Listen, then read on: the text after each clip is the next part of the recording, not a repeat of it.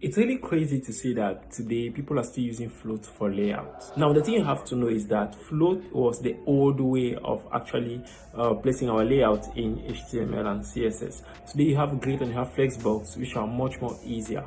So let's assume you have this code. Okay, so for this code you have the output on the screen, right, which is something that we don't want because the I am part of the float is actually floating to, right. We don't want it to appear that way, but we want it to appear at the bottom of the page or at the bottom of the container. So to solve that, we just have to use the clearfix method, which in this case I will target the element which is my paragraph.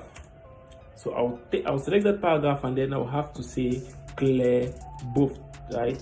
I have to say clear both so that it should not actually apply a float left or a float right. And then you can see already that it is working perfectly. It went to the next line. Now, rather than doing this where you have the margin and all of that, controlling it this way, I'll just advise you to make this container a flex container, right? Or you just wrap all your component in a container. So I'll just give it a class called block container, right? And then I will take all my blocks and put it inside, and now I can save my work, and I will come here, instead of block I'll just type my block container. Now I don't need to do all of this anymore, right? I don't need to do all of this anymore, but to my blocks I will keep some of the components, like the height and the width with the background color,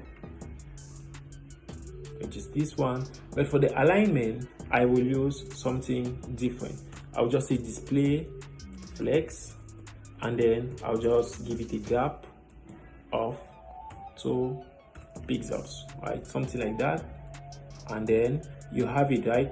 I can decide to add it to 20 pixels. It still works perfectly, and here you don't have any problem. There is no need for the clear both anymore. I hope you love the video. If you like it, you can follow and subscribe, or join our community group where you can ask all your questions and start growing with us in a developers community.